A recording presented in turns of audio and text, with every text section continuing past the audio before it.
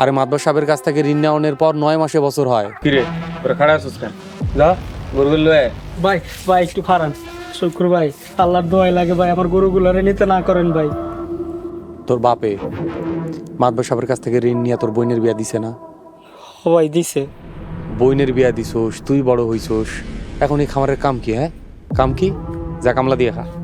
ভাই আমার বাবা মাদবর সাহেবের থেকে 6 বছরের সময় নিয়েছিল, 6 বছরের থেকে মাত্র 5 বছর হয়েছে, আরো তো 1 বছর সময় হাতে আছে ভাই। পড়ালেখা করেই শিখছোস না? আরে মাদবর সাহেবের কাছ থেকে ঋণ নেওয়ার পর 9 মাসে বছর হয়, বুঝোস নাই? শুক্র ভাই আমি মাদবর সাহেবের সব টাকা শোধ দিয়ে দিব, আমার আর কয়টা দিন সময় দেন ভাই আপনি। যা, তোরে আমরণ সময় দিলাম। আমরণ মানে বুঝোস?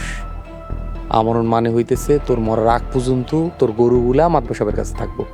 যা, নাহলে লাথি মেরা কোমরে হাড্ডি ভেঙে দেবো। শুক্র ভাই এমন অফিসার আপনি করেন না ভাই, আল্লাহর দোহাই লাগে ভাই। অফিসার? আর আমি কই কি? এই এই তোরা কেন দাঁড়ায় আছিস?